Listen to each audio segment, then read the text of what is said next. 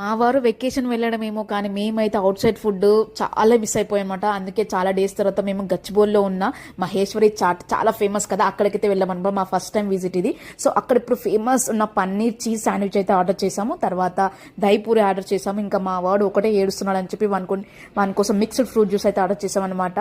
చాలా బాగుంది నిజంగా. హైప్ ఉందనుకున్నా కానీ బట్ హైప్ మించినంత టేస్ట్ అయితే ఉందన్నమాట. Going out my boy. మనదేనా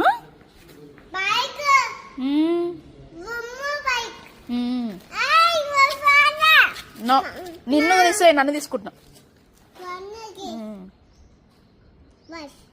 watch evening నుంచి మిడ్ నైట్ దాకా అక్కడ ఫుల్ రష్ ఉంటుంది అనమాట. మనం కాల్ కూడా పెట్టలేము, అంత రష్ ఉంటుంది. సో మేము అందుకే ఆఫ్టర్నూన్ అయితే వెళ్ళామన్నమాట. ఆఫ్టర్నూన్ వెళ్ళి సో అక్కడ ఏమి ఫేమస్ అవన్నీ అయితే ఆర్డర్ చేసేసామన్నమాట. చాలా బాగుంది, టేస్ట్ అయితే అదిరిపోయింది. అందుకే అంత పబ్లిక్ ఉంటారు.